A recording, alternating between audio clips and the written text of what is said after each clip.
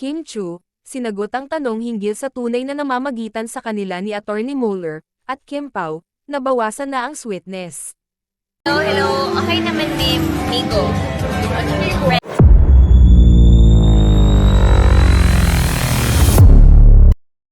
Marami pa rin ang naiintriga sa love life ngayon ng aktres na si Kim Chu.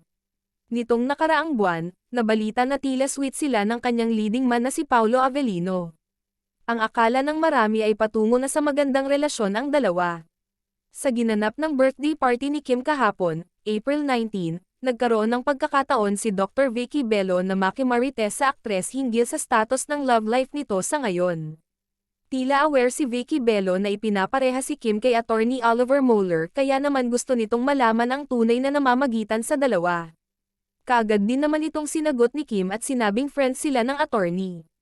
Ayon mismo sa kanya, okay naman me go, friends. Samantala, hindi na raw sweet sa isa't isa sina Paolo Avellino at Kim Cho kaya malabo nang mauwi ang dalawa sa ligawan.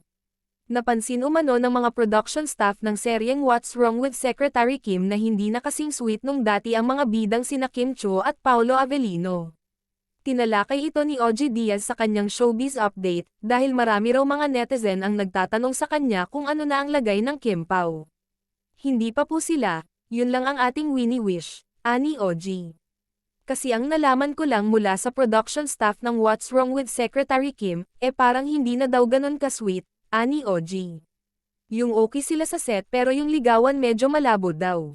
Dagdag pa ni OG, parang mas sweet sila ng una pero nito na lang hindi na ganong ka-sweet. Ang problema parang hindi na daw ganon ka-intense yung feeling ni Kim Chu towards Paolo. Parang may iba raw gusto si Paolo, ayon pa kay OG.